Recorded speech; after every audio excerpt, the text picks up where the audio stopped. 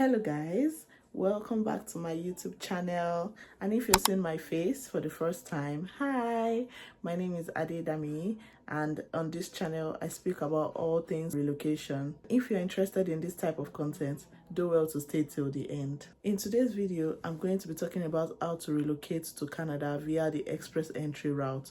It is no news that Canada is one of the most searched countries that people are looking to relocate to from different countries, and there are so many routes that one can use to relocate to Canada, such as the study route, you can use the work visa route, and then you can use the express entry route. When you hear of PR, that is the express entry route. So generally, if you have lived in Canada for 195 days as a permanent resident, the next step is citizenship. So in this video, I'm going to be doing a step-by-step method in the quickest time possible, explaining how you can get your permanent residency in Canada. Before we continue, kindly hit the like button and subscribe, because this helps to push this video to someone else that needs it. Thank you.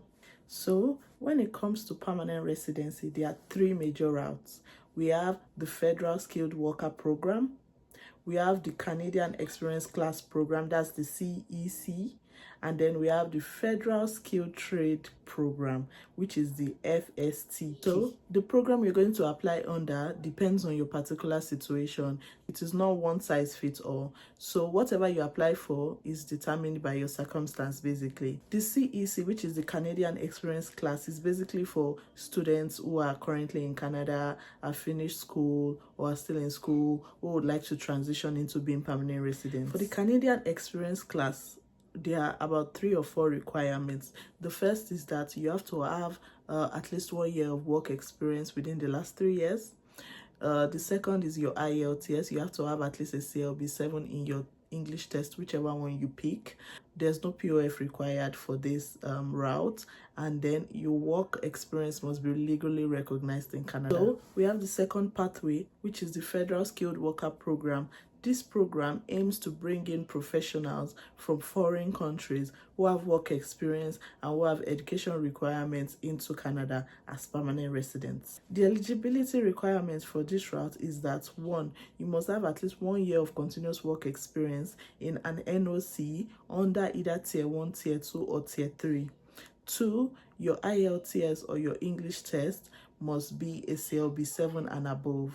3 is the education requirement. It is required that one must have a Canadian secondary diploma or equivalent, and this can be done via your ECA. ECA is required for foreign credentials. The last requirement is your proof of fund, which is determined by your family size. The third program is the Federal Skilled Trade Program, which is targeted at bringing in skilled trade workers who are interested in coming into Canada as permanent residents. Under this, we have your carpenters, we have your electricians, we have your builders, we have your construction workers, and so on. The eligibility requirement is 1, at least 2 years of continuous work experience in the said trade. 2 is a valid job offer or a certificate of qualification. 2 is a CLB 5 in speaking and listening, and a CLB 4 in writing and reading. We also have the proof of fund, which is also determined by the family size. Before you can apply for any of the said programs, you need to understand that there is something called the express entry pool. This pool is the pool where anyone who plans or who is interested in coming into Canada as a PR is picked out from. So for you to enter this express entry pool, you need 3 major documents. 1, your international passport, which must have a validity of 6 months and above. 2, your IELTS, which must not be expired. IELTS expires in 2 years. 3, we have your ECA, which is your education credential assessment, which is your WES. It could be your WES, it could be your ICAS, depending on what your education is and the body you're gonna use to evaluate it. Your ECA expires in 5 years. You need all of these 3 documents to enter the express entry pool. It is from this pool that IRCC sends out invitation to apply to candidates who they feel qualify to apply for the permanent residency. So if you are interested in this, you have to put that in mind, that you need those 3 documents to be able to apply, or to be able to show your notification of interest to move into Canada as a permanent resident. Before you enter into the pool, you're going to be given a score, which is called the comprehensive ranking system.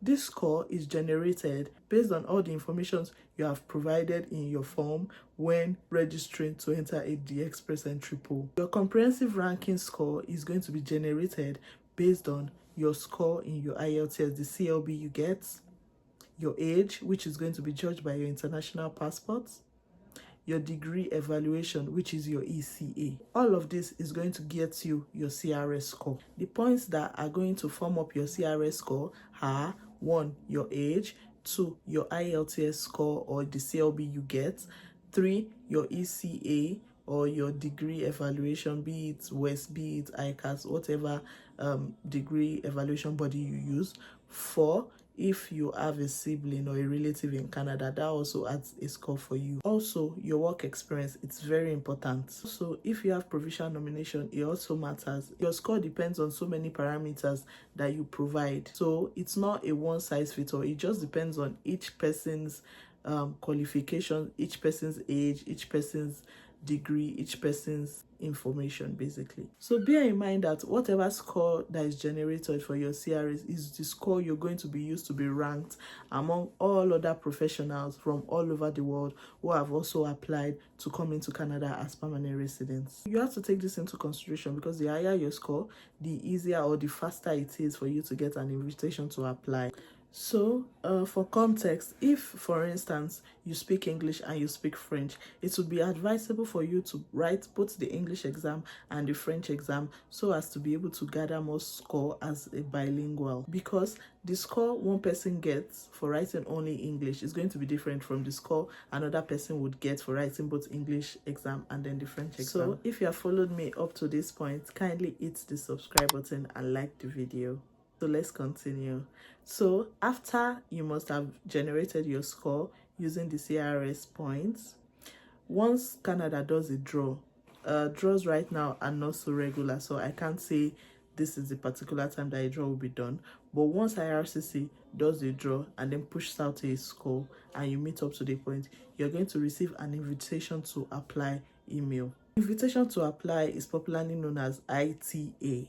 This basically means that you have officially been called upon by IRCC to put in your application as a permanent resident officially. So when you get your invitation to apply, everything becomes very, very official. This means that all the documents you said you had when you were filling the form previously to enter the pool, you're going to have to provide all of them. IRCC would do well to provide you a checklist of all of the documents that you're going to provide. Typically, the documents you're going to be asked to provide are all the documents you claimed you had before, which is your international passport, your IELTS, your ECA or your degree evaluation, your proof of funds, the evidence of your proof of funds. Additionally, you're going to be asked to provide your police report in the countries that you have lived in for more than 6 months in the last 10 years. We also have your medical reports. We have your biometrics. We also have your marriage certificate. That's for those that are married. That's your proof or evidence that you're really married. Also, your children's birth certificate and their international passports if you are going with your children. And then if you're divorced, you're going to be asked for papers of your divorce. If your spouse is deceased, you're going to also have to provide evidence for that. So all these documents are dependent on what information you provided initially. One important document that you're also going to be asked to provide is your proof of funds. Generally, IRCC believes that once you're coming into the country as a permanent resident, you should have a particular amount of money set aside that you're going to use to take care of yourself and your family pending the time that you get a job. So, for this proof of funds, it's believed that you have to have set out a particular sum of money according to your family size for up to 6 months. The amount of proof of funds that you require is dependent on your family size. If you're just going with you and your spouse, the PF you're going to be checking out for is for the size of a family of 2.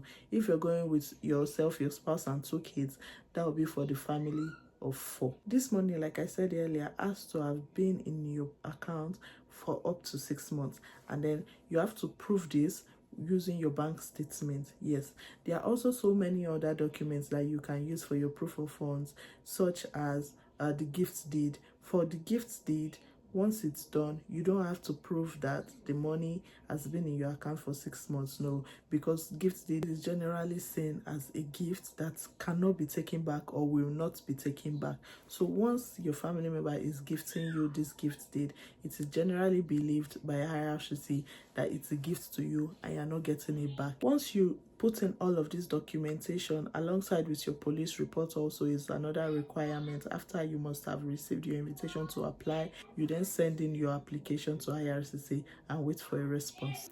Bear in mind that biometrics and medicals is provided by IRCC.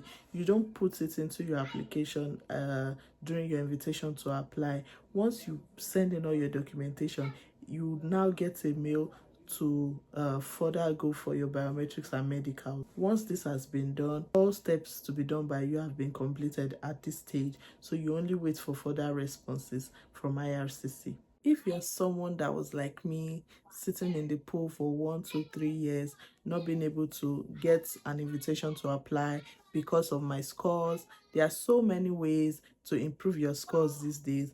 For instance, learning a new language. We all know that French is the new big deal, and for some people, it doesn't take them so long to learn something new. So if you'd want to increase your score in the poll and to get invitation to apply quickly, French is a good way to go. That's the short step-by-step method of how to get into the poll and apply to come into Canada as a permanent resident. If you've enjoyed this video, kindly like, share, and subscribe. I'll see you in my next one. Bye.